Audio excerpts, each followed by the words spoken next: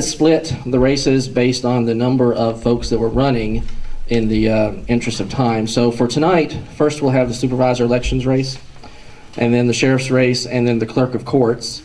And then after the clerk of courts, we anticipate that we'll be able to take a short break. And then we'll move on to the Santa Rosa County School Board, and then of course the Santa Rosa County Superintendent of Schools races. The way the format's going to kind of run is the candidates are out here in the gallery with you guys, and I'm going to call them up by group, and they will get 1 minute to introduce themselves and say whatever's on their heart for that first minute in the way of introduction, and then we'll start with the questions. Each questions, they'll have 1 minute response. We included pad and paper up here because some questions are two-part questions and some questions are three-part questions, so you may want to take some short notes, candidates, as you're going through these. The questions were derived not by me, plausible deniability, but from our chamber members and the public that responded to our requests for questions. Also back there, Larry and Donna are taking questions that aren't part of our formal question set, and if it's not a redundant question as in someone's already asked that we already have that question, then they'll funnel those up to me. Time should allow us to get out of here. We're expecting 8 to 8:30. It just kind of depends. We booked it till 9, so you know. But hopefully you'll find the value in the questions, and some of the questions are difficult, thought-provoking. The candidates are really going to have to think, and it'll tell you real quick whether they're on their game or not. Fair enough? So with that, no pressure. With that, well, you didn't think it was going to be a free ride just because we're a chamber, did you? We could get the candidates for supervisor of elections, and they are, let's see, William, I wonder what the WA stood for. William Allen Buckley and Tappy Ann Villain. Cool.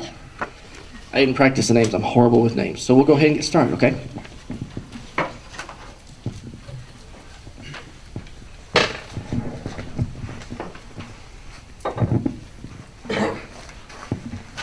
All right, we'll do the honors. We'll go ladies first, and allow Tappy to tell us a little bit about herself. Morris, you ready? Okay. Good evening. I'm Tappy Villain. I'm a candidate for the Office of Supervisor of Elections. I currently work at the office as the assistant to the supervisor. I have 11 years of elections experience. I've worked in 22 elections, all here in Santa Rosa County, and all under the direction of our current supervisor of elections, Ann Bodenstein, who will be retiring at the end of her term. A few facts you may or may not know about Navarre. Navarre is home to 7 of our 41 precincts here in the county. Navarre is also home to our largest precinct here in the county, which is right down the road at St. Sylvester's. We serve over 9,000 voters in that precinct.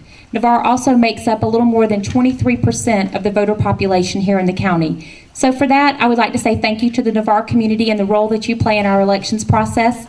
And on August 14th, please remember the name and vote Tappy Villain as your next supervisor of elections. Thank you. Buckley. Hello. Are you on? Hello. Thank you. My name is Buck Lee. I'm running to try to be your next supervisor of elections. You can't hear back there? But the mic's supposed to be your mouth. Did you hear this? Yeah. Okay, thank you. I am Buck Lee, and I'm running for supervisor of elections. I was born and raised in Pensacola. My family, we had a Buick dealership called Jack Lee Buick, so those of you in business, I know what you go through as a private business person. I also had the honor of public service, serving both Escambia County and Santa Rosa County as those citizens' county commissioner. Presently, I'm the executive director of the Santa Rosa Island Authority on Pensacola Beach. We have a budget of about $8 million. I have $500,000 in reserve, and I mention that because the supervisor of elections budget is about $800,000. I oversee 45 full-time employees and 40 part-time, and the supervisor has 6. The problem we're going to be facing is that we have 2 employees that have been there since 1977, been there 35 years. They're in the drop program. They're going to be retired in a couple of years. And I'm confident that with my management skills, I can go out and find good people to take their jobs. But they're going to be hard to replace. Thank you. All right, Wendell, you need a minute?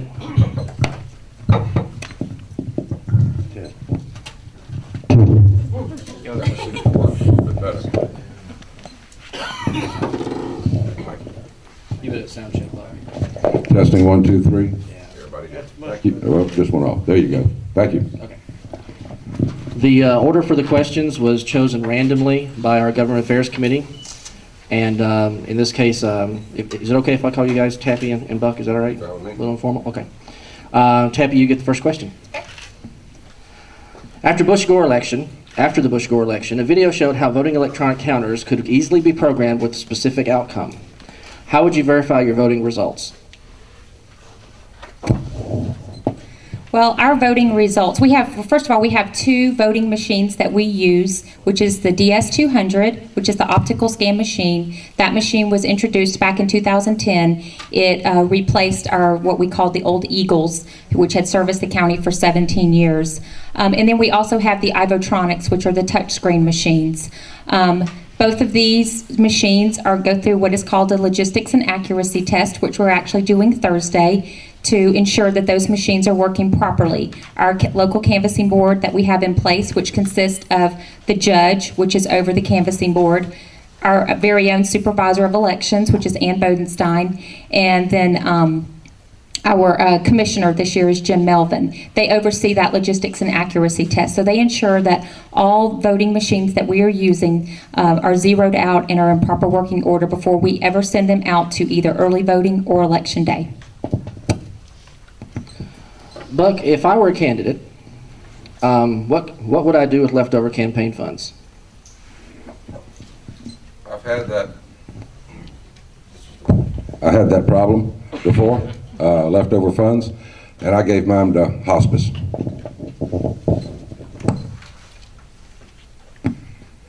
Tappy, can I still vote if I don't bring any identification? Yes, you can.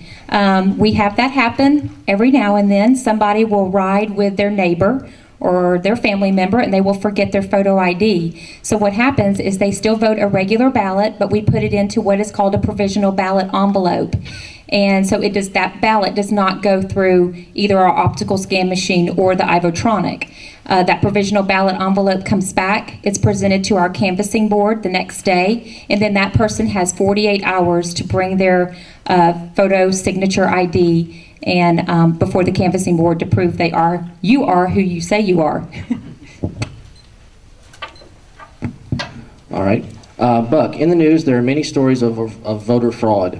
What can you do to assure the electorate of Santa Rosa County that the election process will be fair, just, and free of corruption and fraud? Describe how. Well, in my campaign literature, it states that I believe in the Constitution of the United States of America.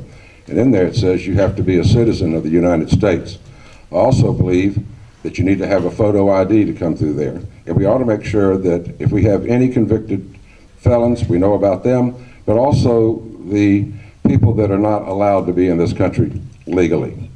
The governor just got the Department of Homeland Security to release the names. He says it's 180,000, I don't know, but whatever it is, of illegal aliens to make sure that they don't vote in our elections. Tappy, has a large increase in county population put an additional burden on the supervisor of elections office? And if so, how? And if not, why not? It really has not put an additional burden on there. We, in 2008, was the last time that we had to add a precinct, which was Precinct 41, which is the Midway Baptist Church, and we have one of our very own clerks that's here that runs that precinct. But I think our office has done a good job maintaining the precincts that we have. Again, St. Sylvester's is our largest. However, saying that, we serve over 9,000 voters. A lot of them do vote by absentee. A lot of them are military that live in that precinct. So we also have our clerk here tonight that's from St. Sylvester's, and she handles that very well. She has 2 assistants, and I think our county's done a good job with the additional people that we have in the county now. Buck, do you envision any changes in the supervisor of elections office, and if so, what are they? Well, as I mentioned earlier, we've got 2 great employees down there that have been there for 35 years. They're in the DROP program, which is part of the state retirement system. They're going to be leaving in a couple of years. Believe me, one is the deputy supervisor of elections.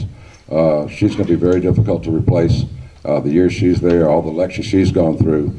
And then, of course, we have the other one, and her title is office manager. What I predict or see in the future, and hopefully it won't come down, but we don't know, is any mandates that may be put upon our local elections office by either federal or state governments. Have to deal with those, because anytime they send you a mandate, they do not send you funds to take care of it. And that's a problem that we could be facing in the future. Thank you. Tappy, what's a provisional ballot? A provisional ballot, for example, like if someone does not have a photo signature ID, then they would fill out a provisional ballot. Basically, they would vote that same ballot as you and I would vote. It just would not go into the tabulation equipment. They would fill out its orange and white sleeve that the ballot would actually go into. It has information about the voter, why they had to fill out that provisional ballot. It may be that they're in their wrong precinct. It may be that they don't have their photo signature ID. It may be that the person says that they're registered, but we can't find them. So that ballot, again, comes back in a special bag and is brought before the canvassing board the next day when they meet, and they go through each one of those provisional ballots. Those people then have 48 hours to either prove that they have a valid photo signature ID, that they are registered to vote, whatever it may be. That person needs to come within 48 hours before the canvassing board meets again to determine if that vote should count. Buck, is there any technology available that will speed up the vote count without jeopardizing the election process? And if so, please describe it. Presently, I do not know of anything. I've talked to a couple of different supervisors of elections. It's a heck of a process. We try to make sure it's fair. I've served on 2 canvassing boards in Escambia and in Santa Rosa County, along with the judges and the supervisors of elections, to make sure that we do have honest elections and that they are fair. We do everything we can. We come back in and we have to look at those ballots. And a lot of times people will fill in ballots and send them in, and whether they're not marked correctly, some of them even write comments on them. Some are not very flattering to the candidate they wrote them about. So we have to throw those out. So every ballot is counted best it can be. Tappy, what is electioneering communication, and do they need disclaimers? Electioneering communication is a letter that a candidate may send out to potential voters. It could be a radio ad, it could be a television ad, any kind of message that a candidate wants to send out. And yes, a disclaimer must be on all electioneering material, and the state is very specific as to the disclaimer that must be on those things. But can a candidate appoint themselves as their campaign treasurer? I started to, and then I realized I didn't want to. I have a lady she has a degree in accounting. She does it. She does a lot better job than I would ever do.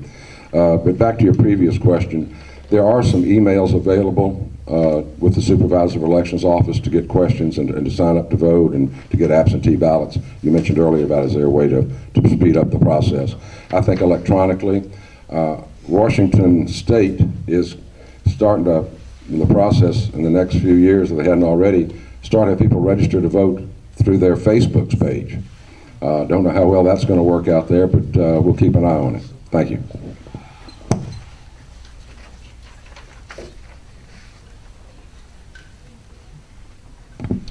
And the last question goes to Tappy. Let's see. Yeah, we've gone back and forth pretty evenly, haven't we? We have an odd number of questions with 2 people, so we'll ask the last question to both of you, and then that way everybody's had the same number. Sound fair? Okay. If you were given cash at a campaign rally and have no information who it was from, what do you do? Basically, you can take the cash. You cannot spend the cash. At the end of the campaign, it's my understanding that you can donate that cash, but because you don't know who the cash is from, who the contribution's from, then it's not able to be spent on the campaign.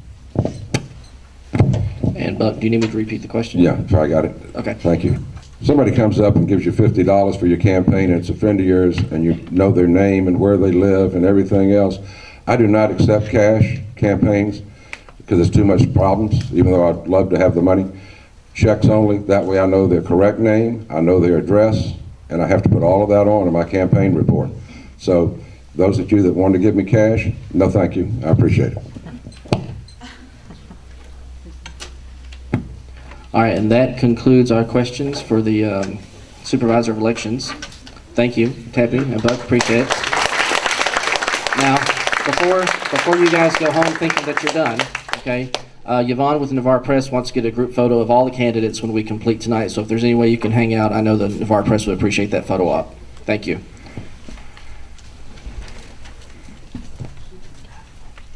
So we're going to take a minute to reconfigure up front for the next group is the sheriff's race, so give us a few minutes for that. And I forgot to mention earlier also, Morris Frazier with Pet Perks is our timekeeper. Morris, raise your hand so all the candidates know where you're sitting, so when you cut them off, they know to pay attention to you. And Sheriff Hall is made in the building, so we'll give him a minute to make his way down here.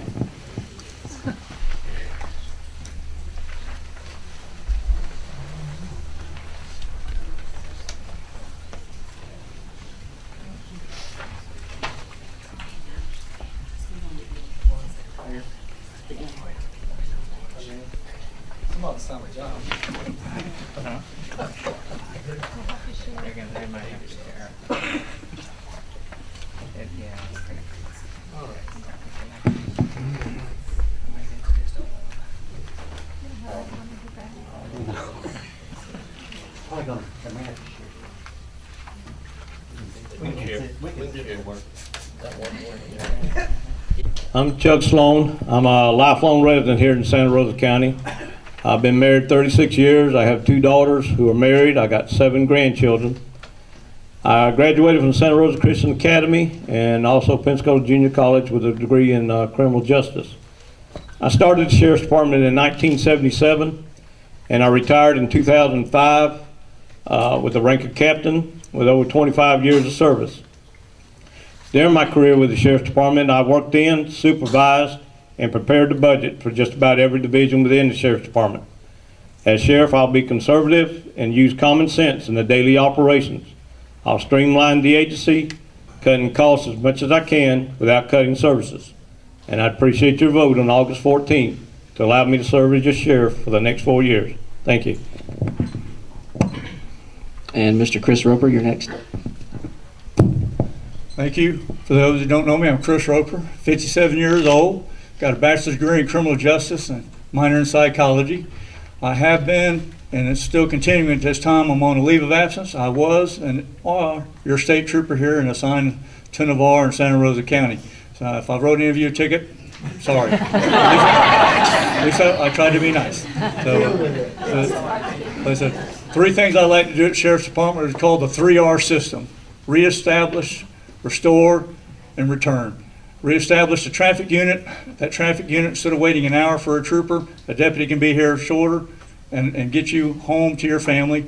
Also, we take in $96,000 and funds from copies of crash reports. We can keep that $96,000 here in Santa Rosa County. So on November the 6th, please vote for me, Chris Roper. Thank you. Good afternoon. I do apologize for being late this afternoon. I am Sheriff Wendell Hall, and I have 31 years experience in law enforcement. I have a bachelor's of science degree from Troy University, and I have had the pleasure of serving you as your sheriff for the past 12 years. This is District 2. We have 29 assigned officers here. We have school resource officers at Navarre High School. We have a district office on Navarre High School Road that serves the community with those officers. And I think they do a very good job. We also beef up the best we can in the winter, in the summertime over on Navarre Beach for all the tourists that are coming in. Those programs that my opponents talk about, we've had those programs before. At one point, we had a full traffic unit. We've never worked traffic crashes. As long as I'm sheriff, I don't intend to, because we would probably have to add about 15 or 20 more officers. And the $96,000 that Chris talks about would probably pay 2 officers' salary and about 1/3 of a car. So we've had those programs in the past when times were good, but we had to make necessary cuts in our budget to keep from having to ask you for more tax dollars. When the time gets right and the money gets right, we will start those programs back. Thank you. All right, so the leadoff question order is, can I just call you Chuck Chris and Wendell? Is that okay? Yes. Otherwise, we got too many S's and C's and consonants, and I'll get confused because there's a list over here. So, Chuck, starting with the questions, each of you have 1 minute to respond. When Morris puts the stop sign up, stop. No rolling stops, no California stops. Chris will write you a ticket. And if it's nighttime, have your lights on. What do you suggest to keep county jail populations at a more manageable level? Well, the only thing to do is, like the jails are filling up, is to take the minor crimes, like the misdemeanors and stuff that's nonviolent, and try to basically let them out early, or put them on probation and not put them in jail, and try to keep the jail cells open for violent crimes like domestic violence and armed robberies and things of that nature.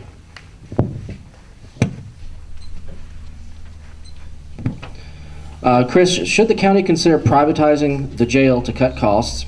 Do you believe a private company could run the jail more efficiently? I think that's been tried through several different ways. I don't think that it can be cut cost going privatization. Escambia County did turn their county jail over to their county commissioners.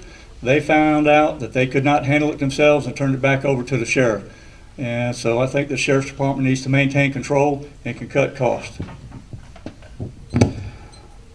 Wendell, your feelings about open and concealed carry laws of Florida pertaining to firearms? I have absolutely no problem with a good law-abiding citizen having a carrying permit. We sign off on an awful lot of them every year.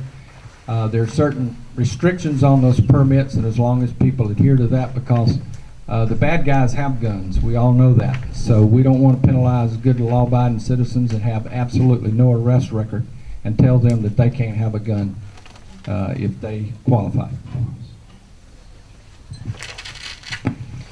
Chuck, many feel that drugs are one of the biggest challenges to law enforcement, especially pertaining to over-the-counter drugs, bath salts, and children in schools with drugs.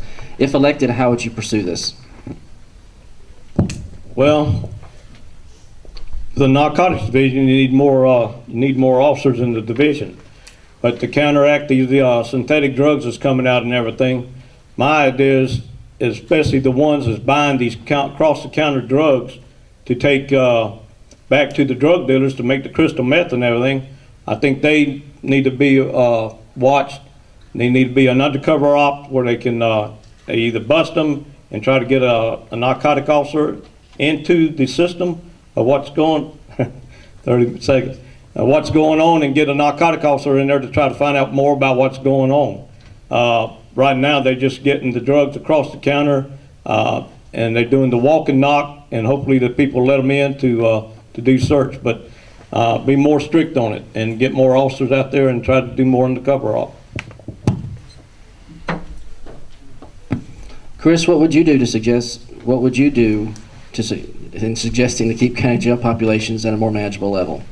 Try that again. You stuttered. What I did stutter. What do you suggest? Oh, there it is. This blue highlighter blocks all the rest of the words. What do you suggest to keep county jail populations at a more manageable level? Chuck said pretty much about the same thing that I'd say. You have to take your minimum risk inmates, those that are not a danger to society, and you can go ahead and get them on early release and put them on probation or parole. We need to lock up our violent criminals, keep them there longer, and make sure that they stay there. That'd be the only way to reduce the population. Either that or add more to the jail, and you know that costs a bunch of money. Like I think the sheriff added a pod, and that cost us millions of dollars.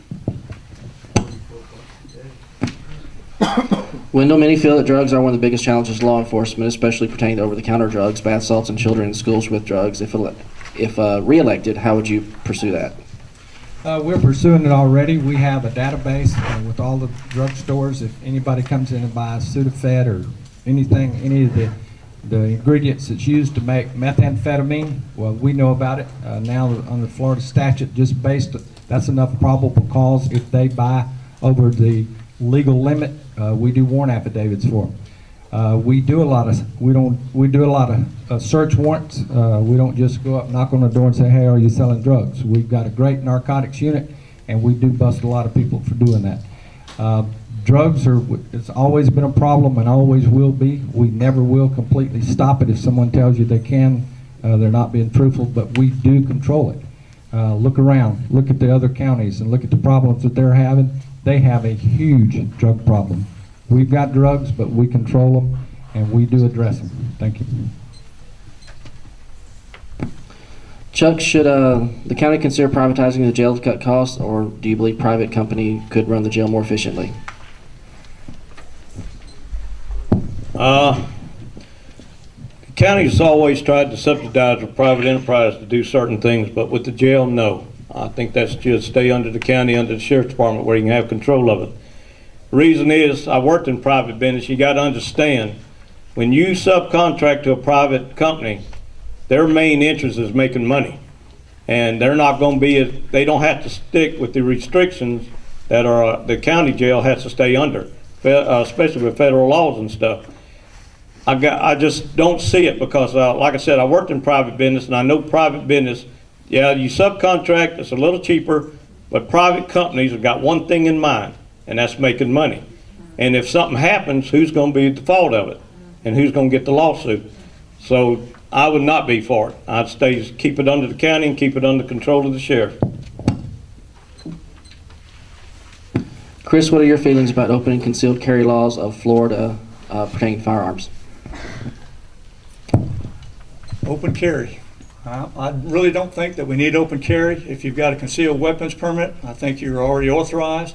Open carry is authorized, though, through the Constitution of the United States, that you can carry a weapon. I think that if you carry openly, that leaves the bad guy the opportunity to take that weapon from you. Then that weapon is now in the hand of the bad guy, so they know who has it. I love the concealed weapons permit. I think it's great. That way we don't know who in here at this time is even armed. If you go to my church, it's easier for me to pick out who doesn't have one. So I think that the concealed weapon is a better way to go instead of the open carry.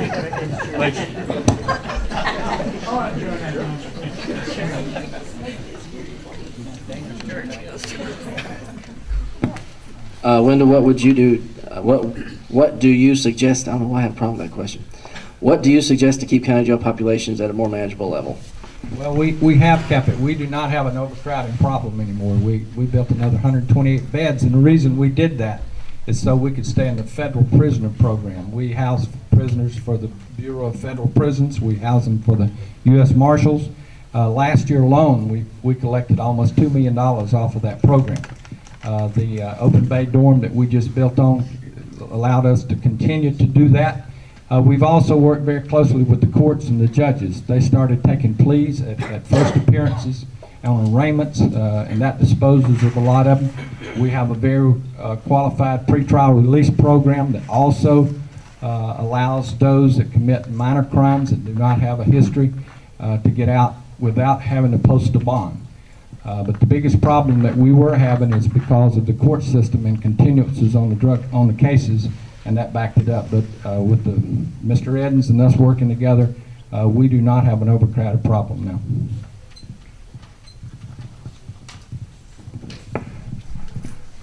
All right, and we're back to Chuck. Chuck, your feelings about open and concealed carry laws of Florida pertaining to firearms? Well, when I first seen the question, I kind of had my doubt, and then I got to thinking, if you're carrying it open, and me a law enforcement officer, then I know that you are armed. Just like some of these construction workers that carry these knives and these sheaths, I know you're armed.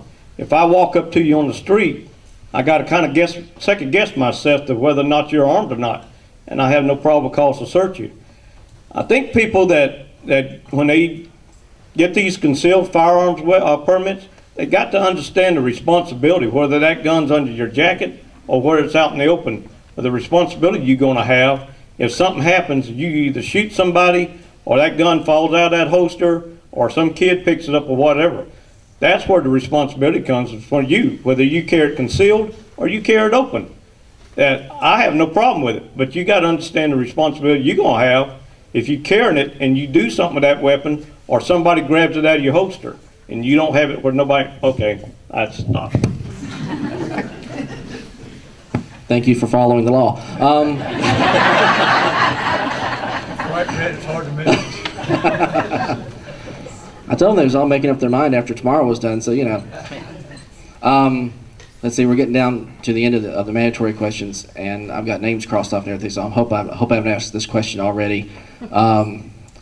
Chris, have I asked you the drug question about in schools?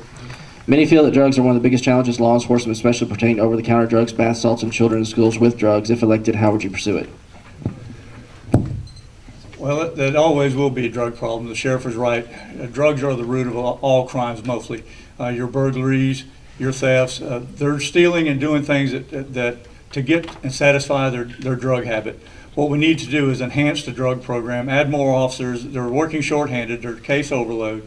You got to have more people. What I like to do also is once we make these drug arrests, if they have gotten ill-gotten gains, the house, a car, property, we can seize that statutorily. Once we seize their property, we can turn it over, cash it in, and use those funds to enhance our drug program. So I think we ought to make crime pay for the good guys. Sell the bad guy stuff, and let's enhance it and use it against the drug dealers. All right, and Wendell, should the county consider privatizing the jail to cut costs, or do you believe a private company could run the jail more efficiently? That has been tried in Florida. Bay County was the last one that did it, but they've gone back and the sheriff runs it. I think jails are public safety issues, and I don't think we should trust a private company, even though there are some private prisons throughout the state. But I don't think we should trust the privacy or our citizens with a private company, a for-profit company, to manage our inmates. There's not a whole lot of savings. You may save a little bit, and it's been looked at very hard by a lot of agencies, a lot of sheriffs, and the counties do run. They have the right. The commissioners can run the jail if they so choose, but they ask me to run ours, and I run it. But it has been looked at, and the only savings that you can do is maybe with benefits, with retirement benefits. But other than that, it's not a bit cheaper to run it because you're mandated pretty much how you treat those inmates. The medical cost is the most expensive, but the law and the Supreme Court has said if you're going to lock them up, you're going to take care of them. So that's your biggest expense, that and feeding them, and everybody's got to do that.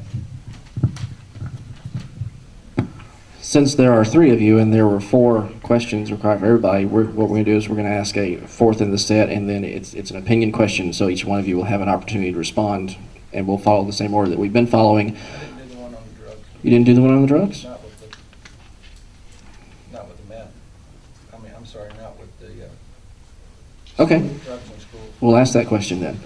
Many feel that drugs are one of the biggest challenges to law enforcement, especially pertaining to over-the-counter drugs, bath salts, and children in schools with drugs. If reelected, how would you pursue that?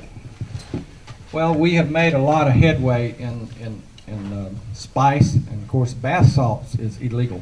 Bath salts was outlawed with Pam Bondi with the stroke of her pen, and then it was made illegal in the past session of the legislature.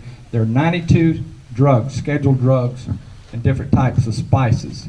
Every time we would go in and make a control buy, we'd send that ingredients to FDLE. They test it. If it was not illegal, they put it on a list. This last session of the legislature, 92 different ingredients were outlawed in spice. So we got the upper hand for a little bit. But now what they're doing is they found another ingredients that they're using that has not been outlawed. I had a meeting last week with Pam Bondi, the Attorney General, and we're encouraging her, once we identify these bad drugs, to use that pen again and do an executive order outlawing those drugs, because it is a problem, spice is right now. Gentlemen, the next question for each of you to respond to, we'll go in the same order. First Chuck, then Chris, then Wendell. Please assess the gang situation in our county and what your strategies will be to combat it. Well, for the last few years, people have said there's no gangs in Santa Rosa County, but I know that because my wife was a probation officer and the other probation officers that had them here. They ship them here from other states and big cities to hide them out in a county that's not known for it, to keep them under it. But the best thing to do is get up with the probation officers. I think the Sheriff's Department's got 1 or 2 people who are keeping up with the gangs. the gang signs and everything to keep them trained. We do have them in Santa Rosa County. They just haven't raised their ugly head yet. And the gangs from others like Chicago and Los Angeles and them, they send them to counties like this where the people don't believe that there are gangs, to keep them hidden from things that they've done in the big cities. But it's going to raise its head. I mean, you can see Mobile, and they're moving into Pensacola. It's not going to be long. They're going to be right here in Santa Rosa County. So the only thing to do is start. Well, I got to stop.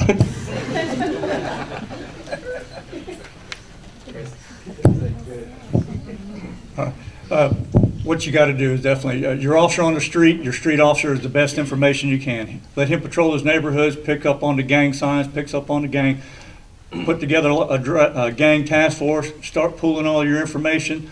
Once that comes in, then I think we need disseminating that to the citizens themselves. Y'all are our best source as well. Y'all pick it up. Homeowners Association means say, hey, we're having this. Y'all let us know. If we work hand in hand together as a citizens group and a sheriff's department, we need to get a handle on gangs before it even gets started. So if we start early and nip it in the bud, I think that's the best way to go. Thank you. Occasionally, we do identify some gang members in this county. They will sort of find a quiet place and move in, but I can assure you, we make their lives miserable. We do have trained liaison gang officers that knows every sign, and they have a network with the bigger cities that we can find out who they are.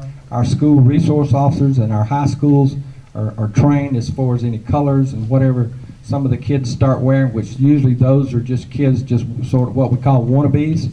But if we identify true gang members, and where they're riding motorcycles, and a lot of them do, we put out information on them and we identify them, and every time they turn around, they're looking at one of us. If they do a California stop or pull up to a red light and don't come to a complete stop, they get a ticket. We let them know that we know they're here and that we don't like it. All right, the next question is going to follow a similar format as the last question. Again, starting with Chuck and then Chris and then Wendell. Given the controversy and deaths in the country after suspects were tased, what is your position on stun guns? Again, with Chuck first. There's been some deaths in stun guns, but stun guns are good. They're the only problem is they've been abused, not only in this agency but other agencies. They're not a compliance weapon, so if I tell you to sit down, you don't sit down, I shouldn't have the right to tase you. But stun guns are good. I mean, they're the next thing to pulling the gun out and using the weapon to have to either kill somebody. And I know a lot of deputies don't want to go through that. I went through 25 years and didn't have to shoot nobody. And I can only imagine having to live with that. But stun guns are good. They just need a strict policy on it. And there's one with the sheriff's department, but they just got to be watched by the supervisors to make sure they're not abused.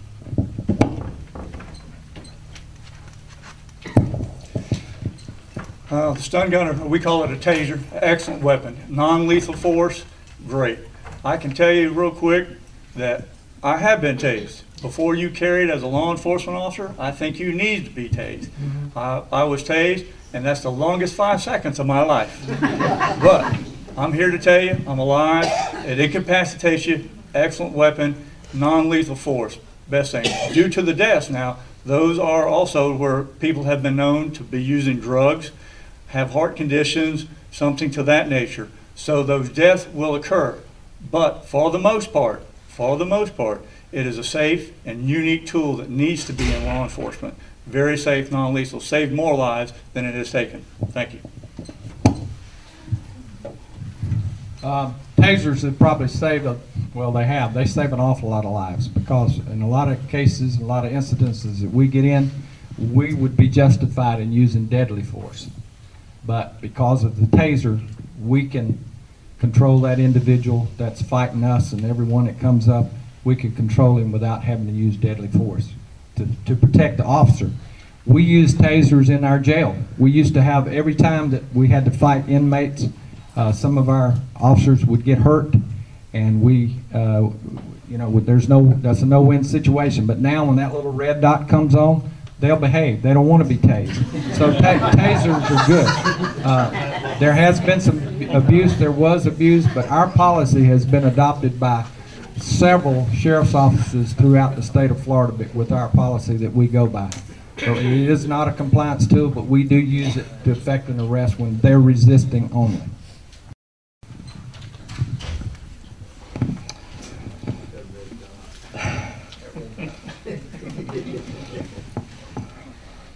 All right, gentlemen. This next three questions are going to be kind of similar. I thought about putting them in a three-part question, but I don't know that a 1 minute is enough time. So we'll try. I think I'll group two of them and then do the last one by itself. So this will be a two-part question, and it'll go to all of you. And we'll start with Chuck. How would you or do you determine illegal immigrants that are arrested, and when illegal immigrants are housed in the jail, is it appropriate to call immigration officials to have them deported, and why? Oh, I've been asked this question several times, but illegal immigrants are here. They're illegal, yeah, we have the right to arrest them. Well, what are we going to do with them? Customs hasn't got the money to come and get them. They're not going to ship, they don't have the money to ship them back to Mexico. So if we arrest them, you, the taxpayers, are paying to house them, you're paying to feed them, and if they got any medical problem, you're paying for that. And if they go to jail, according to the United States Constitution, they've got a right to bail, so they're going to get out. So, I mean, we can go out here and arrest every one of them, but what are we going to do with them once we get them in jail?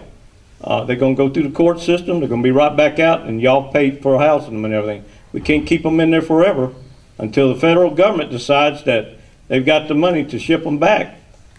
I have no clue on what to do if the federal government don't know what to do. Want me to repeat the question? No, sir. You're good? Okay. Was that both of them? That was the two, and then we'll get to the Oh, third okay. one after these. Well, you're right. Immigrants are here. We catch them from time to time. Traffic crash, traffic stops, based on what we have. No driver's license, no identification, and they are arrested, placed in the county jail. If they commit felony crimes, then we can actually later on, after the trial is over, we can deport them. After that, misdemeanor. Chuck's correct. They can bond out, be back on the street, they're driving again, and I catch them again. I don't know how many times that we can continue on. We've got to fix the system somewhere, so we have to get and work with Customs, ICE, and Immigration to try to make sure once we arrest them that they get gone. Thank you. First, we do not and cannot arrest illegal immigrants. We cannot, in the state of Florida, some states have passed the law that you can. Arizona being one of them, but in Florida we cannot enforce that federal law. Now, if you remember a few years ago, we arrested 15 or 20. We ended up having 18 deported. We can't deport them.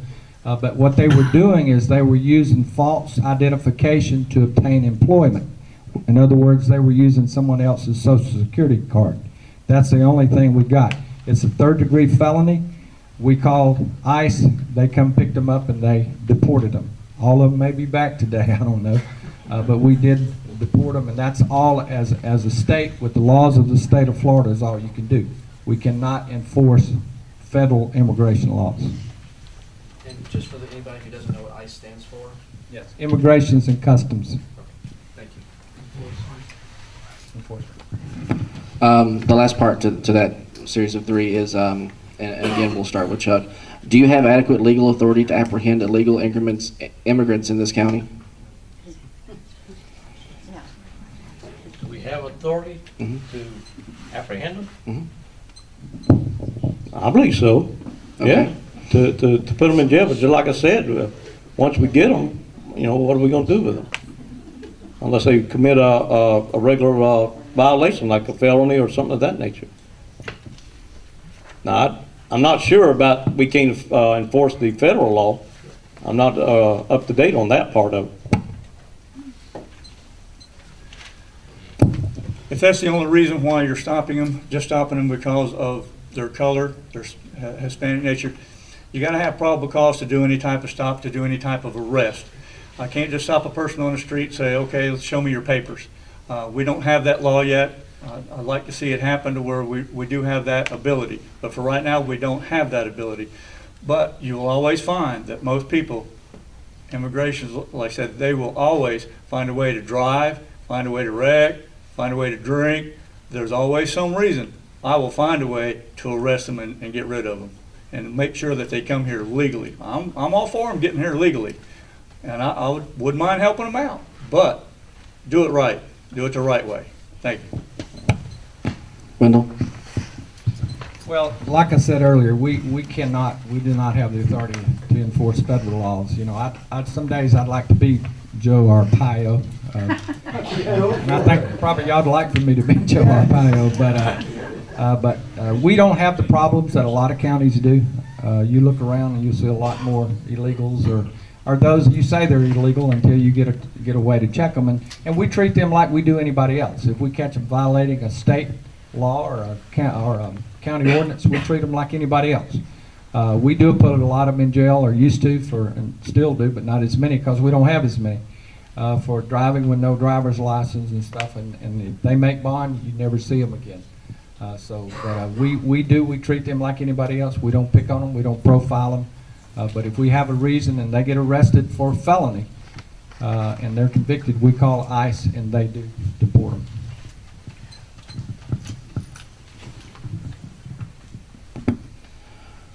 Chuck, could you please explain your level of commitment to Florida's open records and sunshine laws, and do you think they're worthwhile? About open records like the sheriff's department? I think the sheriff's department records are always open, except for ongoing cases and stuff like that nature. If a case is going on, that's closed until it's finished. But as far as anybody coming down to the sheriff's department, checking the budget, checking any files, internal files and whatever, I'm willing to have the sheriff's department totally open to the public. Because it's not mine. The sheriff's department is not my business. It's y'all's.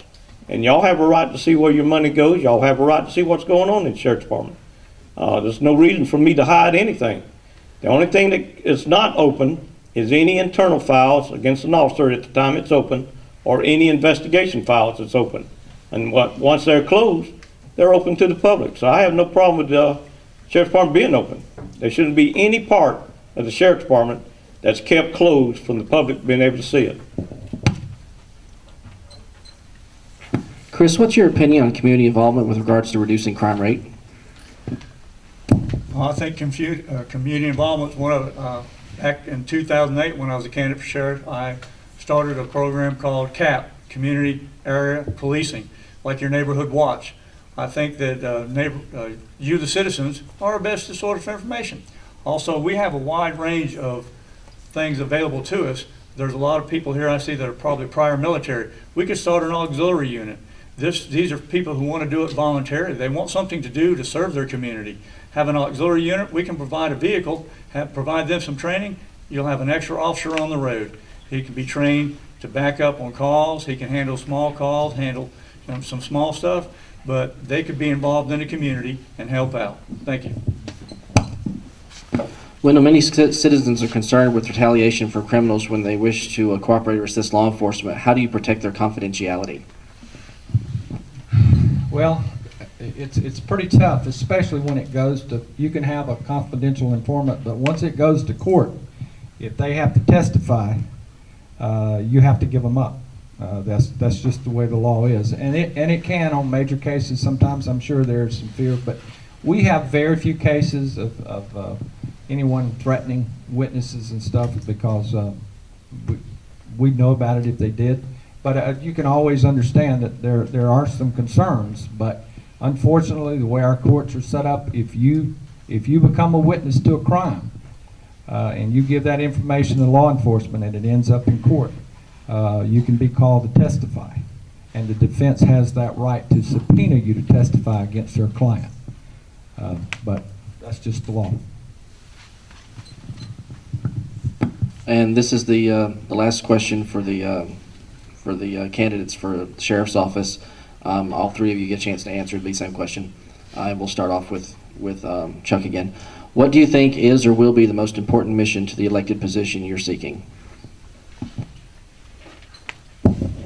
Well, the first issue and the most important right now is crime's up in Santa Rosa County. It was up 10% last year, and the year before it was 3%. That's where accountability comes in.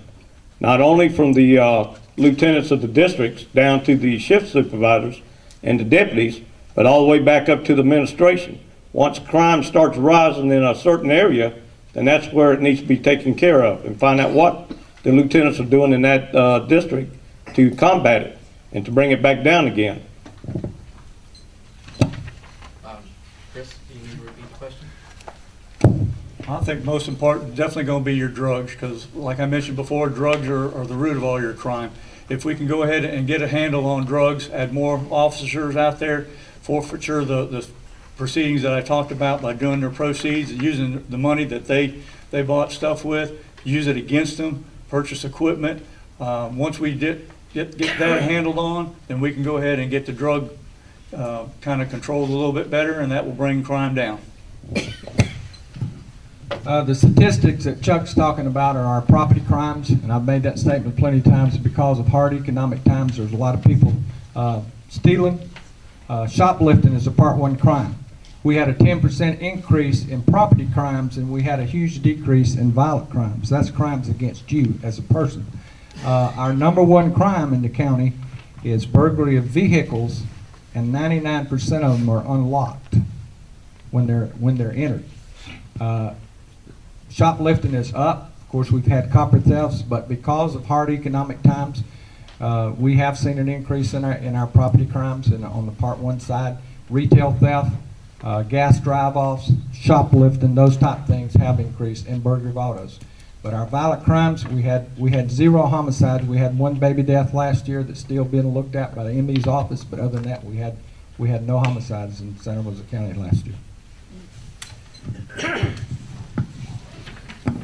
So thank you, gentlemen, for your time. We appreciate you coming out today.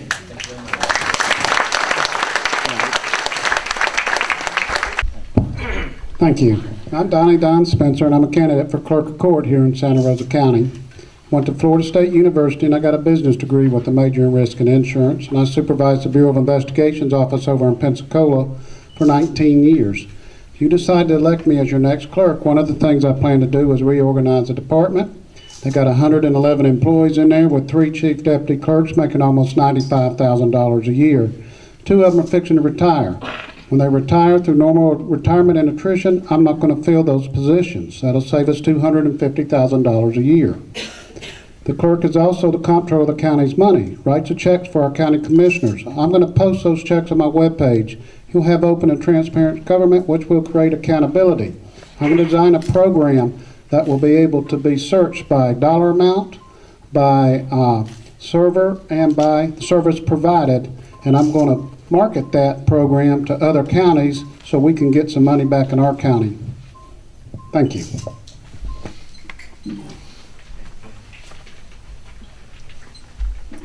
Hello, I'm Mary Johnson, your clerk of court here in Santa Rosa County, and I am seeking re-election. I'm married to Tom. I'm married to Tom Johnson. We have 1 daughter, Lorinda, and 2 beautiful grandchildren that we're very proud of. I attend Bible Way Baptist Church in Milton, and very community-minded. I've been the clerk since 1994, I'm sorry, and I've worked in the clerk's office since I was a high school senior. I have many years of experience in the office. I have accomplishments that speak for themselves. We have a wonderful web page. We have that's very easy for people to research and find records that they need. There's just so much that I could say, but I'm already at the 30-second marks, and I've got 10 seconds. So I'll hush now, but we'll talk about other issues in a few minutes.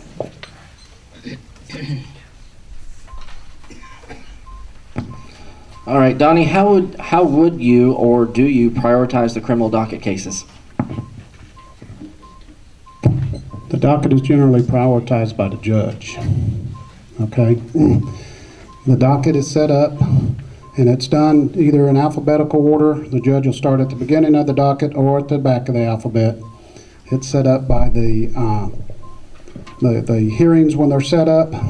They're set down the road. The judge sets those dates, and the defendant then comes into the courtroom on those dates.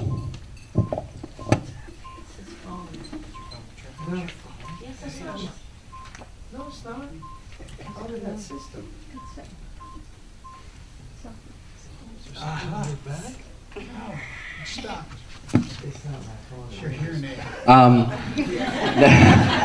Next question for Mary. As custodian of county funds and county auditor, how often are these records audited by your department, and how often is an outside auditor requested to audit your records? Our county records are audited once a year. O'Sullivan and Creel, and it's been one that's audited us for several years. They've sold out to another company. I'm not sure the exact title, but they do our annual audit. We're audited also on the court side by many state agencies, all during the year. The records are, and we also audit ourselves to be sure that we're putting the funds where they belong and keep good records so the public will be aware of what goes on. And just a question that's not on here, but you prompted me a question. Is that sent out for is the auditing firm sent out for a request for proposal every year, or not every year? The county commissioner awards it 3 or 5 years running, but they do. We send out bids, and they take up proposals, and the board selects the auditor. Donnie, if the courthouse burned to the ground,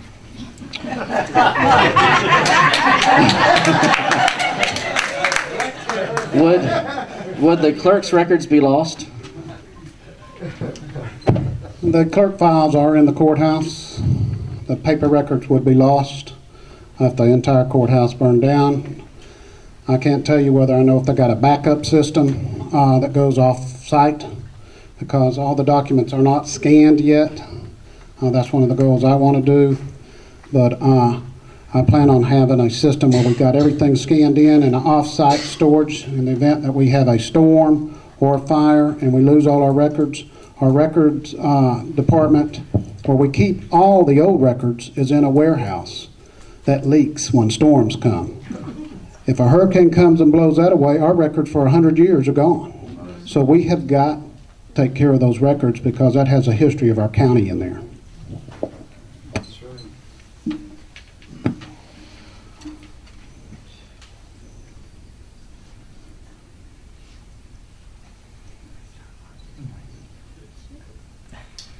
Mary, I'm interested in bidding on a piece of foreclosed property that's been auctioned by the clerk's office. What do I need to do? Also, how can I get a list of properties being auctioned? There are notices that go in the paper every time when there's a foreclosure sale schedule. It's noticed in the paper. There's some in the South End paper, Navarre Press and Gulf Breeze News, and we also publish in the Press Gazette. It's also online. You can get a listing of the sales that's going up for bid.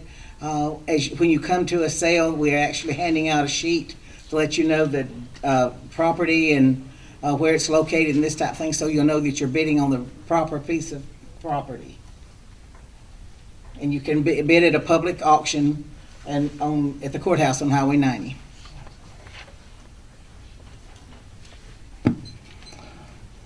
Donnie, I was curious about where traffic ticket fine money ends up and what % does the clerk's office keep? The clerk office keeps a very small percent, if they keep any at all. It goes to the state. I can't tell you the percentage of it, but it goes to the state, and it's dispersed in so many different funds. When it's spread out, you get a $160, $168 ticket. It's spread out maybe between 20 different entities, anywhere from spinal cord injury to I can't think of them all. But I've seen the receipts. It's spread out with so many different places.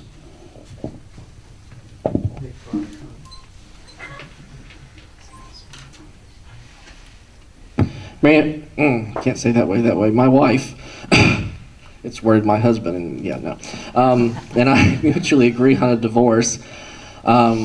We've heard the state of Florida has something called simplified divorce. What is it, and would we be eligible? If you can agree, if y'all can come and fill out the documentation, both of you come to the hearing. There is a simplified packet that you're able to pick up and fill out.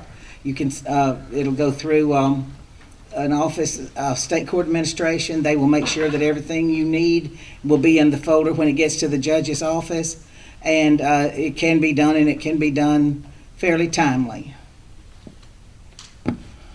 Donnie, what must I do to remove an image or copy of a court document? I think this should say on a court document.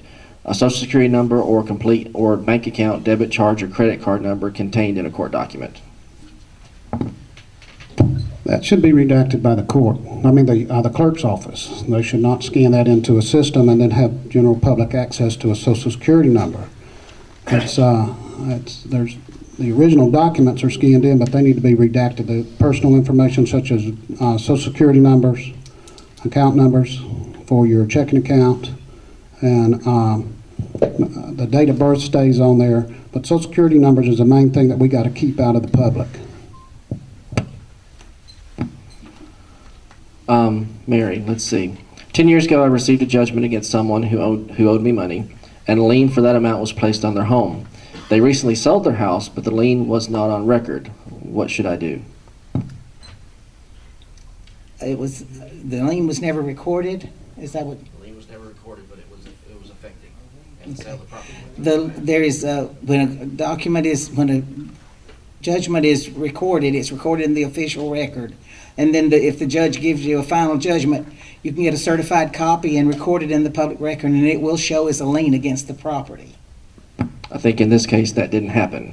Okay. So what recourse would I as an individual have to perfect my lien? After 10 years, I don't know. I would talk to my attorney about that.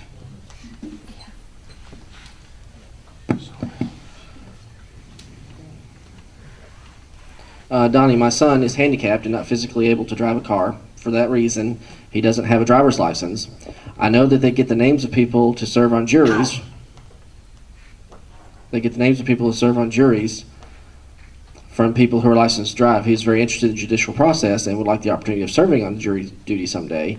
How can he be listed in the pool? He should be able to be in the pool by being registered to vote.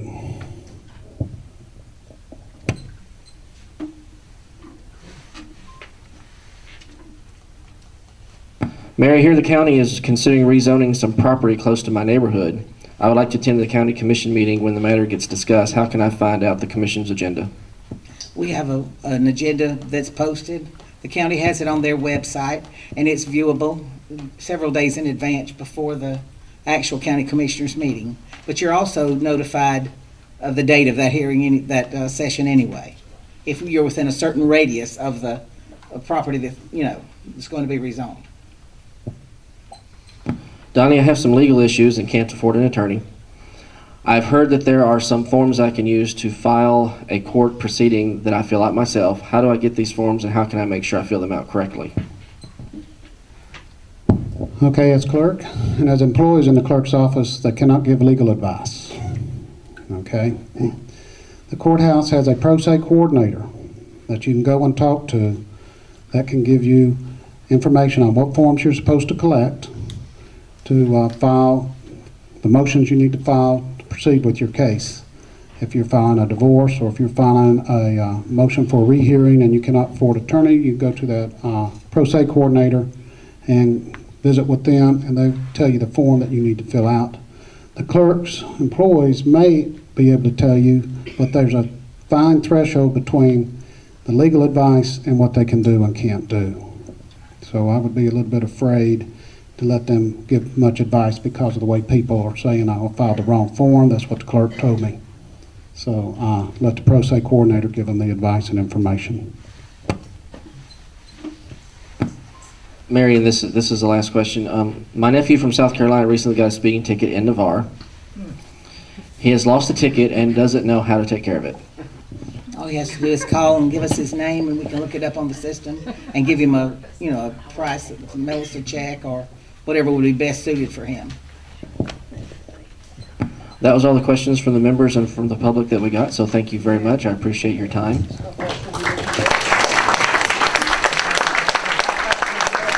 Elected in 2008, the sheriff mentioned arrest. 80% of the people arrested our office represents by law. If you cannot afford an attorney, Sixth Amendment right to counsel, we're appointed. We cover 4 counties, the First Judicial Circuit. This year we had about 35,000 cases, which ends up being 70 to 80% of the criminal cases in Northwest Florida. We're a state agency. We have 70 lawyers, 30 seconds, 119 employees. We have, like everybody else, learned to live with less, and by restructuring the office, I'm proud to say that we are operating with over $1 million less in budget from the 07-08 numbers. We've increased our collections from our clients. By law, we can collect some money from them, and that's further helped save tax dollars. Please think of me August the 14th. James Owens for Public Defender. Thank you. And now we'll take our break, and you can go check your cars. Louisiana native, went to high school in Mississippi and took off for California. After the third year of college, is that on? Switch is. Oh, okay. After the third year of college, I dropped out to go to the United States Marine Corps, where I spent 12 wonderful years. From that, I went to the U.S. Postal Service and spent 23 years and retired. I taught high school 12 years in California. I served on the accreditation committee to accredit 6 high schools in California. I have 6 teachers in the family. Currently, I am manager of Milton Cemetery and chairman of the Housing Authority, and active in the Chamber of Commerce in Santa Rosa. I ask you to vote on the red light. Joseph? Good evening, Chamber. Thank you for putting this forum together. I am Joseph Poole, candidate for School Board District 2, which is the north part of the county, the J. Shamucka Central, Berry Hill, and Lockland school districts. I came to this county in 1990 via my lovely wife, who at the time was Maria Guidey. I started teaching at a local high school, taught science and chemistry, and was in charge of the computer-assisted drafting lab and also the boys and girls golf teams. After 10 years of teaching, I changed fields, went into medical sales industry. I've been there for about 12 years. We've been married 21 and a half years. I have 7 children, 6 boys and 1 girl, 5 of them currently in the Santa Rosa County school system. And if there's any questions I don't answer at this forum, please visit josephmpoole.com, and hopefully there'll be some things that you can look at there. But I covet your vote on August 14th for District 2 school seat. Thank you very much. Jenny? Good evening. I'm Jenny Granzi, and I'm a candidate for District 4 School Board. My husband Jim is here. We have lived in Santa Rosa County for 31 years. We're originally from Michigan. We lived 15 years in Gulf Breeze and the past 16 years in Pace, which is District 4. We have 2 children, Bridget and Brian. Bridget is a teacher at West Navarre Primary. Brian is in the medical device salesman. They got excellent educations in Santa Rosa County. Both of them were educated here, and that's what I want for my grandchildren. I have 2 degrees in education, undergraduate, graduate degree. I was a classroom teacher for more than 20 years, and then an administrator for 13 years. In 2009, I retired as principal of Gulf Breeze Middle School. I'm very concerned about education. We want the best for our kids, and I'm asking for your vote on August 14th. I have a website, grancyforschoolboard.com. Thank you. And Hugh. Okay, I am Hugh Winkles. I'm your school board member from District 2, and I've served in this capacity for the past 20 years. I'm the best candidate for this position. I bring stability, 20 years of proven leadership and experience. One of the strengths of our school district has been the stability in key leadership positions. I know my role as a board member. I know my primary role is developing sound policies, but I also know how important it is to maintain an effective and efficient organizational structure that allows our administrators and superintendent to manage and operate our schools, thus allowing teachers to teach and students to learn. And our students do learn. Early in 2012, our school district was recognized as the 2nd highest performing school district in the state. What makes this noteworthy, though, we're also the 2nd lowest funded school district in the state. So I'm asking for your vote and support for school board member in District 2. Thank you.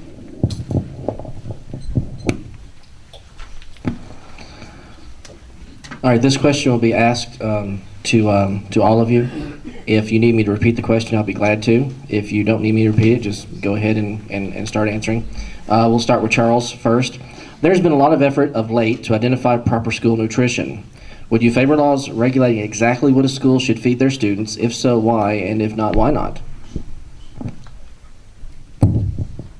First of all, I kind of like to learn that myself, the proper way to eat. But I think at number one is the bottom line. You got to teach them at home. You sit there and you send your children off, and you don't have but one meal, maybe 2 meals a day. And yes, I feel that it's a very good rule, but I think they learn a lot of it at home. You can do all kinds of sorts of things at school and what we're allowed to do at school, but the main thing is when we get to the house, as we teach them also there. And when you find out, let me know. I like to learn that myself.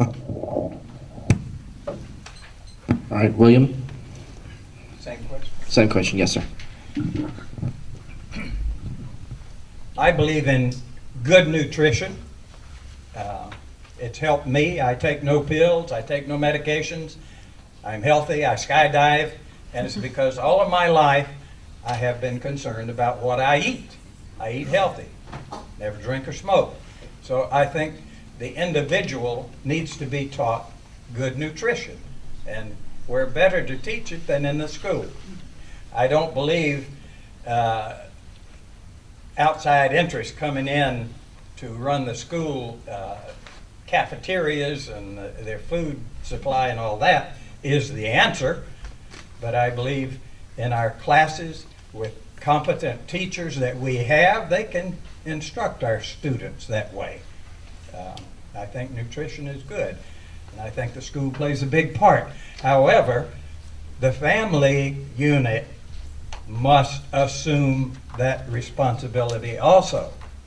And you know as well as I do that the family has gone down a red light. Could you repeat the question, please? Yes, sir. There's been a lot of effort of late to identify proper school nutrition. Would you favor laws regulating exactly what a school should feed their students? If so, why? And if not, why not? No, I don't think I would favor laws telling a school district exactly what they should feed their kids. I think we need to have local rule on that from the parents. And you know, the biggest part of education to me is teaching, and that's our job, is to teach. And we supply food and nutritious foods in the cafeterias, and to mandate that by some law is a little bit overboard. I know already in the school district, you know, they are very accountable to nutrition, and they set forth good menus, and so they're abiding by some concerted efforts already with what they're supposed to feed and not feed our children. I know my kids' menus have changed over the last year or so.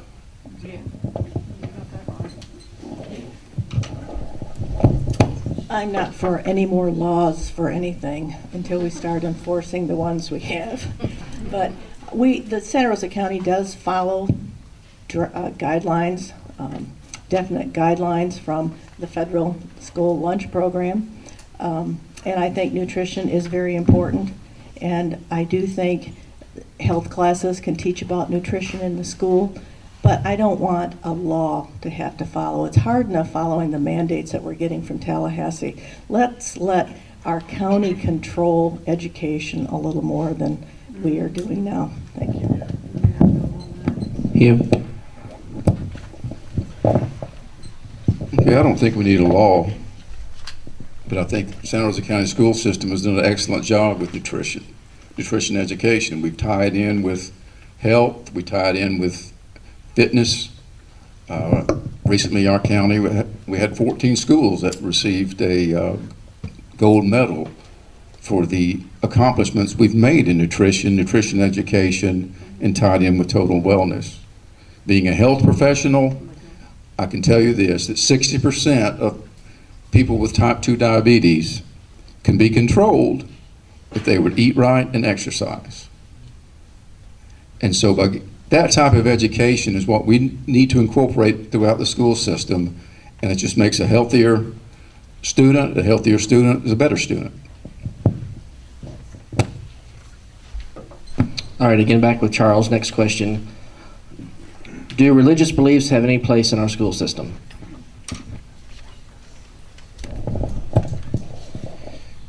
First of all, as long as you have tests, you're going to have prayer. That's the bottom line. That's the only way to put it. As far as me telling the student when he can pray and when he can't pray, that's up to them. As far as my personal belief, I wouldn't step a foot on the ground unless I did pray. The bottom line is that as far as me telling them where to go to church, absolutely not. I think that goes back to the family again.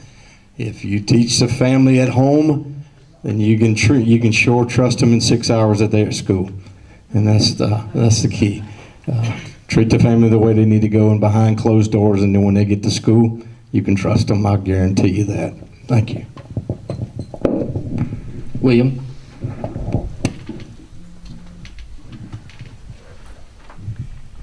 Well, those of you who know history know that our schools started out as Christian schools. As they are structured now and as the laws are written, we are bound to obey the law. It's just that simple. And I think the school district needs to go by the law. We're a land of laws. Personally, I hand out little pocket-sized prayer cards to students. They can take that out of their pocket and pray that little prayer at school anytime they want to, as long as they're not disturbing the class. There's nothing wrong with a student saying a prayer at school. I believe in it. I'm a seminary graduate, so there you go. You want me to preach your sermon? But I do not believe the school has a role in directing a student's faith or church or direction. Joseph? That's a very general question. The question was, can you say the question again? Do religious beliefs have any place in our school system? Do they have any place in our school system? When a teacher or student walks on campus, there's a place for it because it's their First Amendment right to voice their religious beliefs, not to teach them or to proselytize people, but they sure should not give them up.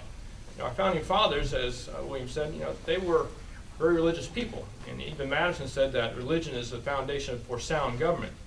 I'm not advocating that we force anybody to view any religion above another one, but I'm sure not going to say that anybody should give up that right by any means, and they never should. Jenny? Well, I believe that schools need to follow the law, and I think students have a right to prayer, and as long as it is student-led, not adult-led, but student-led, it's following the law. We have prayer around the flagpoles. That's all student-led, and if you'll go by and notice these activities, I think it comes up in October, there's tons of kids out there, and they're all praying. They feel comfortable doing that. They feel comfortable expressing their own religion. But I don't think adults need to lead. We need to follow the law. And Hugh? Could you repeat the question? Does religious beliefs have any place in our school systems? Well, personally, I'm a Christian, I'm a man of faith, but I don't believe it's the school's responsibility to, endorse any particular religion. We have to be neutral when it comes to religion. Students have a right, and we're not going to infringe upon that right as long as everything is student-led. As you all know, we've gone through a couple of lawsuits. When you school board member, you swear to an oath to abide by the laws of the land and the Constitution, and we're in compliance, and we're going to continue to be in compliance. But it's not the school's role to establish religious beliefs. That comes from the family.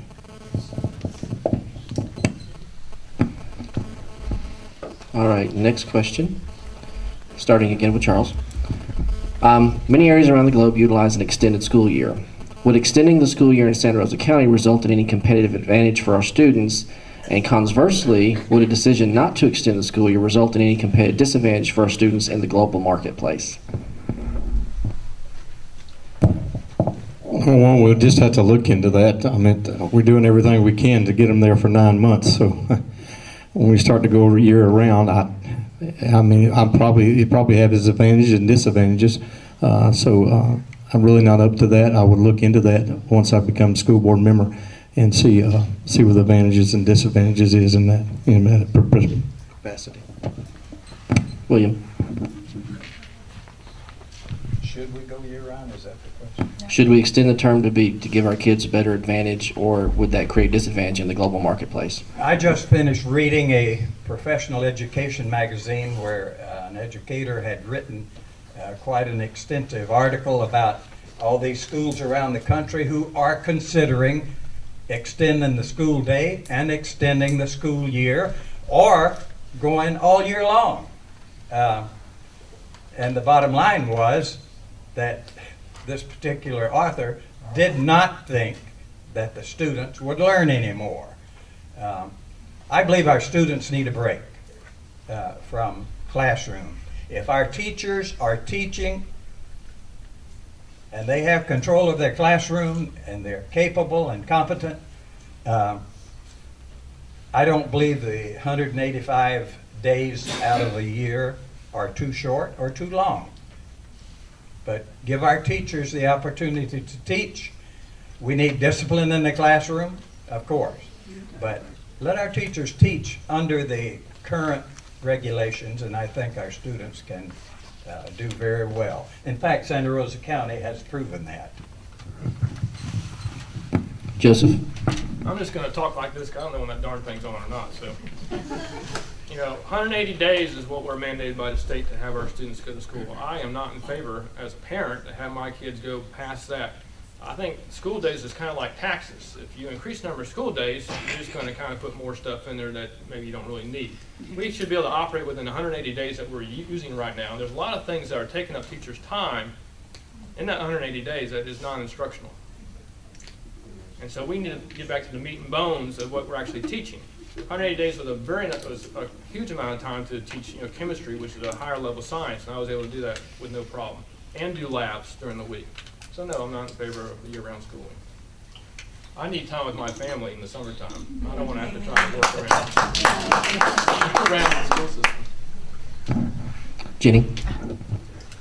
When I was a teacher, one of the first activities I did every year was have a little math problem on the board, and I'd say, okay, how many days are in a year? And most of them knew. And then I would have them subtract the 180 days that they spent in school, and they could see that they had more vacation days, more time off than they did attending school. And the deal was they needed to take advantage of every school day that they were there. 180 days is plenty, but they need to take advantage of it.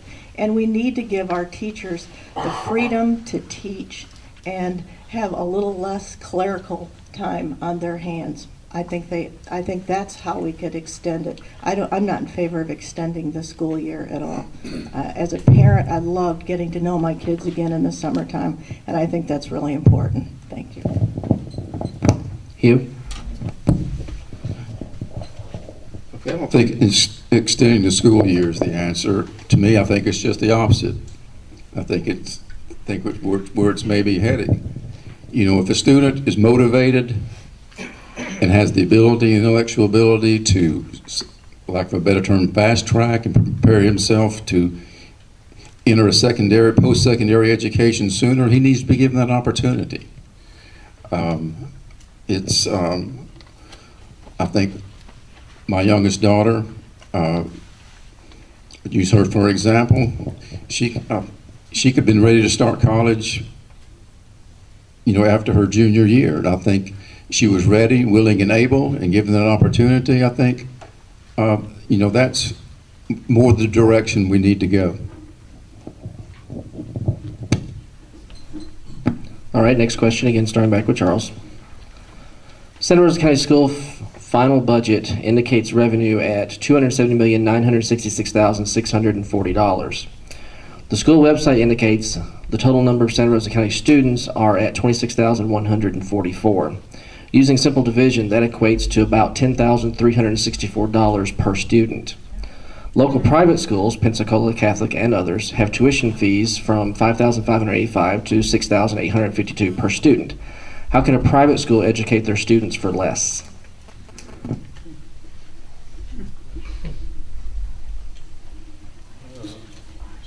Chapter in itself right there. Number one is we would have to look into it and realize that the budget is coming out tomorrow. Our Santa Rosa County schools, guys, we're just going to have to go into the budget, meaning that how they can do it and how we can't, I mean, we're going to have to look into it. When you go into a private spectrum in Santa Rosa County, I think that we need to go into a very tight, looking into a very tight budget and try to work the best way that we can to keep it as low as we can. And it's been working in the past, and I think that we can continue doing it in the future. William? And the question is, how can the private schools do it for less? Yes, sir. I have experience in the field. After I taught high school 12 years, a minister asked me to start a private school at his church. I did so.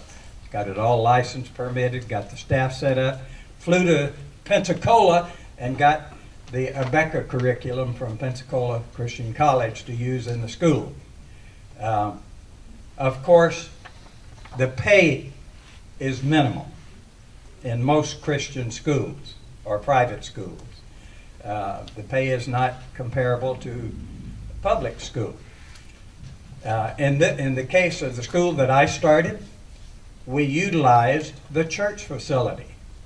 And the school was not paying rent and utilities and all that stuff. So in a lot of cases, private schools can do it a lot cheaper, but the quality of the teachers that we had were just as good as any public school ever. Mm-hmm. Joseph? I'm sorry, the question again, please, Hal. Let me go through all the math again? No, not that. Just, I got the... Basically, Santa Rosa County, by these figures, spends $10,300 per student. Local private schools spend between $5,500 and $6,800. How is it the private schools can educate their students for less?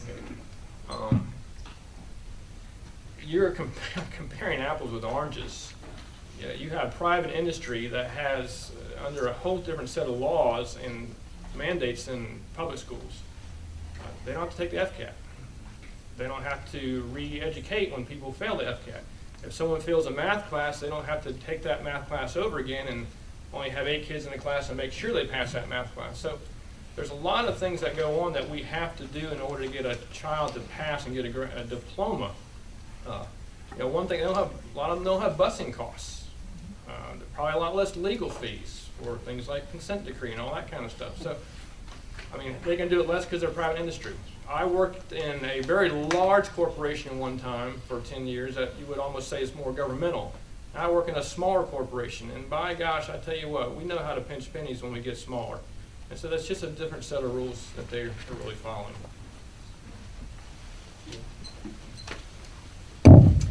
I agree with Joseph. The standards are different. The private schools don't have to keep up to Florida standards. They don't have to, their teachers don't have to always have degrees. They are paid less. They don't have to assess like the public schools assess. A lot of them, the parents have to provide transportation. There's a lot of fees that parents have to pay to go to a private school. Here we have a fee list, but it's not a necessary thing. It's just a suggested fee list. In a private school, they can tell you that your child needs to bring a laptop computer or whatever. Public schools can't do that. We're here to educate all of our students. A lot of private schools don't have ESE classes. Exceptional student education is very, very costly. And in private schools, if they don't like you, they can kick you out. Public schools can't do that. Hugh?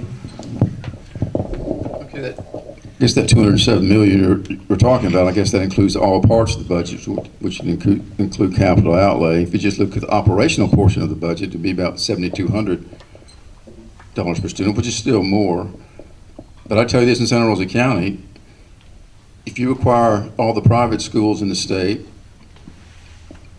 to have to follow all the mandates that are passed down from the state and federal government, I think you'll find out Santa Rosa County will do a better job than any private school in the state of Florida. We've proven that. So it's like others have said, you're comparing apples to oranges. Oh, and like Ms. Granzi has said, public schools have to take every student. We can't pick and choose. Private schools can pick and choose. And so it's not really a valid comparison when you look at that dollar figure. Next question, again starting with Charles. Charles, you feel picked on yet? No? I'll take the first one next time. I'm learning, trust me. If I go out of order, I get in trouble. I'd rather you guys get in trouble. No, bring it on. Of course, the military is a large component, especially with the buildup of 7 Special Forces and the Herbert Field students whose parents live in Navarre and then commute over to Okaloosa County. Military families may move frequently, sometimes resulting in their students experiencing difficulty receiving credit for work or skills previously achieved in another area, particularly when the credits are mandatory only within a specific locality or related to attainment of a special skill such as fluency in language. And one example I can give you that from personal experience is when I went to Clovis over in New Mexico at the request of the First Special Operations. Colonel Bucky, who's in charge over there, his kids won't graduate in Clovis. They'll graduate here in Florida because his rotation will be back over here in Florida. And they made it mandatory for them to take New Mexico history. It would not relent on the mandate, even though there was no requirement in Florida for New Mexico history. So having said all of that, I won't repeat that again for y'all's sake. Do you think Santa Rosa County should acknowledge the credits for transferring of students, or do you think we should alleviate them altogether? And are you aware of any ongoing efforts to coordinate with different localities for this reason? Charles?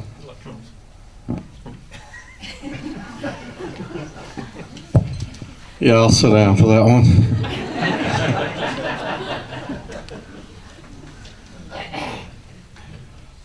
Number one, credits are credits. You know, I mean, if you go to school, whether it's here or Mississippi or wherever you go to school, I think credits are credits. You know, I mean, you might not have learned as much. I mean, trust me, I went to school here in Santa Rosa County all my life, and I learned, and I'm continue learning. So if you move here, I think that we need to look into it and accept the credits that are here. I mean, but I don't know. It's a $15,000 question, and I'm giving you a $5,000 answer. So, I mean, I think it's something that we need to look into. These guys might be more experienced with that, but I was just thankful that when I walked across there and got my diploma, that I had enough credits to graduate.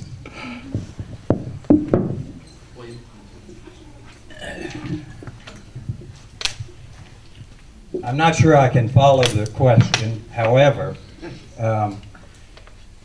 I believe each state should set its own guidelines. If the state of Florida requires Florida history, so be it. If people move here and they have to study Florida history, that's the way it is. I don't see any problem with that. However, if a student has taken a history class like New Mexico history, I think they should be given credit for it. Whatever credits they earned in the high school there, they should get comparable credit here. I don't know. My personal opinion is the state will set the standards, and whoever moves into the district has to comply with those standards. Were you aware of any ongoing conversation between Santa Rosa County and any other school districts as it relates to efforting that? I worked 5 years at Santa Rosa County Chamber of Commerce, and every day we got calls from people that wanted to move to this area because the Santa Rosa schools were the best they could find. I don't know, of course, I'm not in the school district, so I don't know if anything is going on in the school district. However, I do know enough parents and have dealt with enough parents that are moving in and out that have problems with credits that their children are getting in school. But that's something the school districts have to work out between themselves.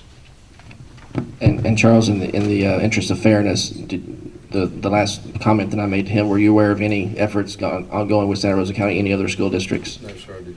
Okay. Next would be Joseph. I don't, the customer is the taxpayer and the student. We should do everything we can to oblige someone who's passed the class and it seems to equate with something we're asking them to do. I'm more concerned about classes that would augment our county to make it look a little better than someone else's county. For instance, if we have some children who are doing very well, I think we should try to have Algebra 1 and Geometry in our middle schools. I've come up against that myself. My oldest had to go to the local high school to take geometry when he was an 8th grader, and my 8th grader last had to take geometry online for virtual school. So, I like to see things like that really augment our curriculum for our higher level students. Maybe have Latin in this area, some things like that, have some music classes that have some string instruments, just some things that really set us apart. I'm sure that our county is doing everything we can to bend over backwards to accommodate folks that move into our area, and I hope we continue to do that. It's my experience as an administrator that Santa Rosa County does everything they can to accommodate students of military families. Because this is such a huge military area, we work really hard to make the kids feel comfortable. If there are problems with transcripts, we can handle that. At Gulf Breeze Middle School, we had kids from the military that would transfer in, and they had already had algebra, and we let them go to Gulf Breeze High School to take geometry. That wasn't a problem. Now we do have virtual school, so the kids can do it online. I think we do everything we can to accommodate these students because we love having the military here. They're an important part of our community.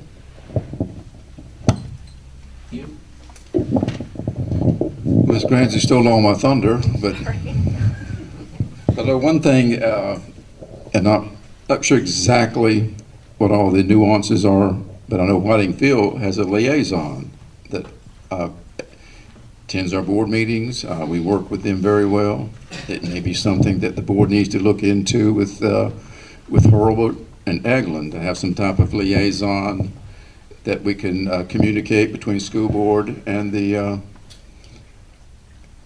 in the bases here. If they have one, they haven't been to a board meeting for us to meet them.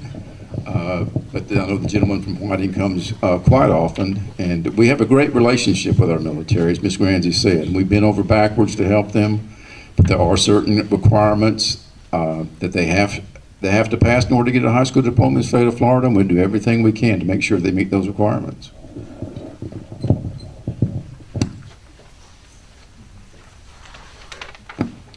All right, next question.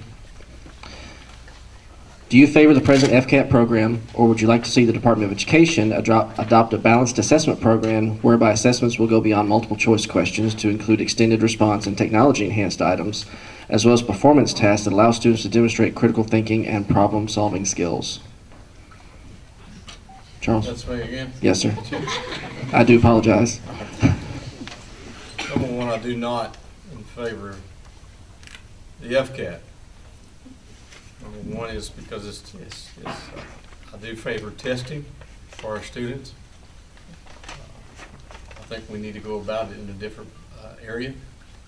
Number one is because it's too much pressure on the kids, it's too much pressure on the parents, and it's showing up too much pressure on the teachers. We emphasize so much on the FCAT that I think that we study and study and study and grind our kids and make sure they pass the FCAT. I think there's so many different other areas that we can look into that is going to give our kids the same amount of education that they need. in Santa Rosa County. And by the way, we're doing a tremendous job in what we're doing, the teachers, faculty, and staff, to accommodate that. But I think there's laws that are coming down and mandates that there's certain areas that we can look into besides the FCAT. No, I'm not in favor of the FCAT in the form it is right now. I am in favor of standardized testing. Things like the SAT and ACT, I think are doing a bang-up job of doing that. The FCAT is changed and morphed into something that originally wasn't supposed to be, and it's eating up a lot of classroom time. It's not a fair evaluation for teachers. It's turned into an evaluation tool for teachers. Sometimes it's 50% of a teacher's evaluation is based on student scores. Well, you have teachers that teach higher level students, let's say trigonometry and calculus students. Well, they don't take FCAT. And so they are evaluated on students that they never had. And so the evaluation tool in the VAM it's rather messed up. And so I haven't met a teacher or principal yet that says, yeah, the FCAT's awesome. I think it's even better.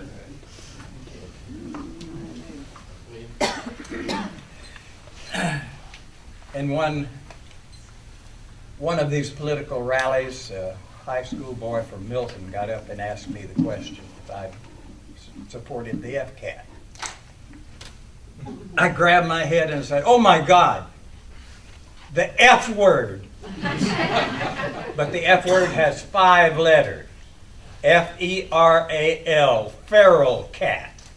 That's what I think of it. Feral means ferocious and mean, or wild. All of this testing program stuff is coming down from Washington. Every state has something comparable to the FCAT. Atlanta arrested over 200 teachers and staff for changing the scores because they were under such pressure to make good scores. There's money from Washington attached to all this. There's money from the state attached to passing all this. I think that's blackmail. Stop.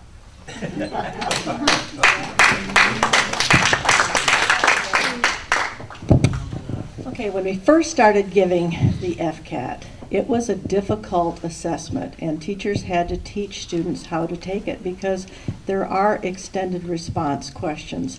There was a writing test. It really, you could download an assessment from the Department of Education and see it's a very difficult test. But I don't like the politics. They have grown hugely over the time that we've been taking them. And now, you know, teachers feel like they're being evaluated based on their FCAT scores. And that's not what that's not why we should be assessing students. We need to assess students so that we know where they are, where we can take them. And there's another test coming out, core values, in 2014, so we probably will quit talking about FCAT, and that'll be the new thing we'll talk about. Thanks.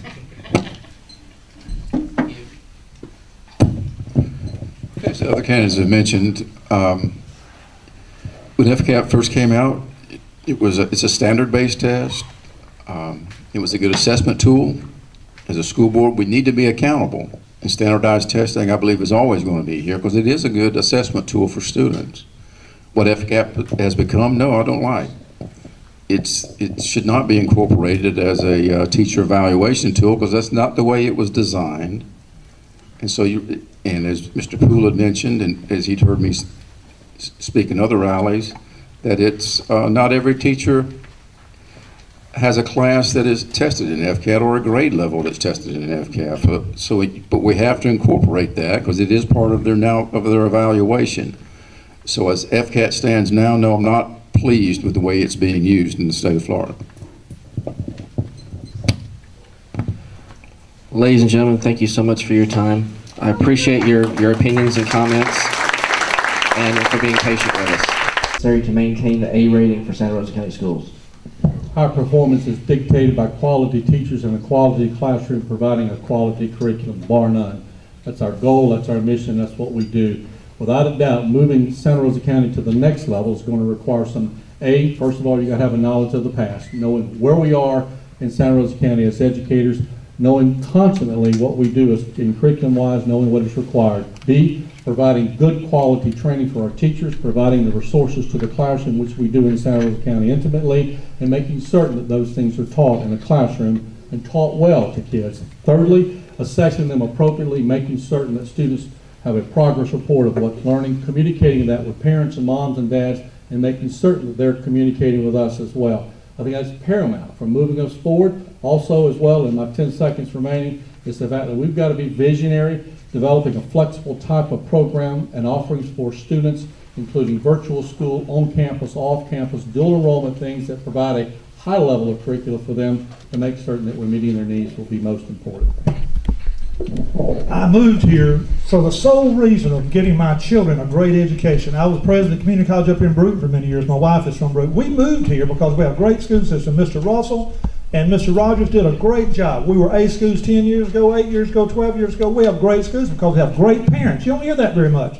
We have great parents in this district. They really look out for our children's stuff. Let me tell you what's happened recently in our school district. You worried about your property tax values? All of our high schools now are B schools. They were not when Mr. Rogers assumed his office. 7 of our 20 schools today went from an A to a B or a B to a C.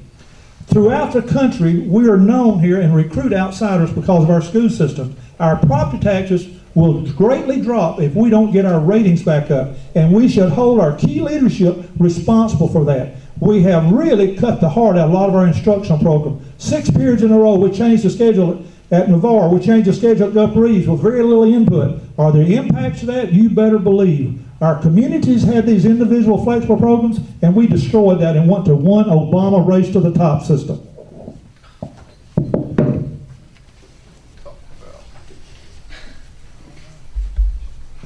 Gentlemen, we have 2 more questions, and then we'll conclude the program for the night, and both of them are the same way that we've been doing. Tim, what do you think the role of extracurricular activities should be in this school system? Extracurricular activities are just exactly that. They are extracurricular to our curriculum. However, students come to school for multiple purposes, not just to learn, and they do come to learn, but providing a rich, talented-based extracurricular program is really important. It complements learning. It also has, we have an opportunity to integrate learning within the concept of what they take each and every day. And I can promise you, we have great students, great parents who demand of us to provide those extracurricular programs. I've said since my first year teaching that when your extracurricular program becomes your curriculum, though, you need to revamp your extracurricular program and make certain that learning is first. I'll share that with you. That's important. I grew up on a farm. My dad had a 4th grade education. He was a half Indian, a cowboy. He told me every day at breakfast, you go to school, son, go to school, don't do what I did. And in our district here, I'm going to tell you what's happening. I played football, basketball, track, baseball in my school. At Upper East High School, it costs you about $2,400 to be in our drama program, $1,600 to be in our band, $2,200 to be a cheerleader. Where are these parents getting this money? We are losing. We're a public school system, and under Mr. Rogers' leadership, now it's based on not who you are, but how much money does your parents have. We have a privatized busing system that's charging our football and bands 80 cents a mile to travel to events. The biggest concern of coaches is trying to raise the money. This is a public school system. Let children participate based on their ability, not on how much money their parents have. How do you find that? Last question, gentlemen. Please discuss your past educational administrative experiences and how they relate to the current office that you're seeking. Also, please tell us why you left those particular positions. I haven't left any particular position in Santa Rosa County. 28 years of service. I began as a teacher coach here in Santa Rosa County. I moved into an administrative role as assistant principal. That road took me from Pace High School to Navarre High School, where I served as assistant principal and principal. I also applied for and was blessed to receive the assistant superintendent for curriculum and instruction, served in that capacity. And then in 2008, I was elected as your superintendent of schools. I think that's important. It's important for 2 reasons. One, every job I've ever had has prepared me to work as superintendent. It is a job which encompasses every facet of every student. Just picture this, K-12, from gifted to profoundly handicapped, is that our responsibility. And having the seasoned profession of being involved in classrooms day in, day out, for 28 years right here in Santa Rosa County, I understand the diversity of communities, I understand the diversity of needs, and it's served me well the past 4 years, and I expect it to serve me well again. I have 5 sons, and I didn't have any children until I was in my 30s. I was working on my doctorate. So in my family, we've had to pinch pennies. All my sons now have gone through law school, got their MBAs. Let me tell you why I left my last 3 or 4 positions. I went from making $400 to $600 as a math and physics teacher to a community college making $7,700. I went from $26,000 to dean to making $56,000 as president of Jefferson Davis Community College. I left Jefferson Davis Community College after 10 years and went to Ohio to make $82,000. I left Southern State Community College to become president of college in Arkansas to make $92,000, and my wife and I spent almost every bit of it on our kids. Thank you, gentlemen, for your time. We appreciate you being here and for your service. Thank you.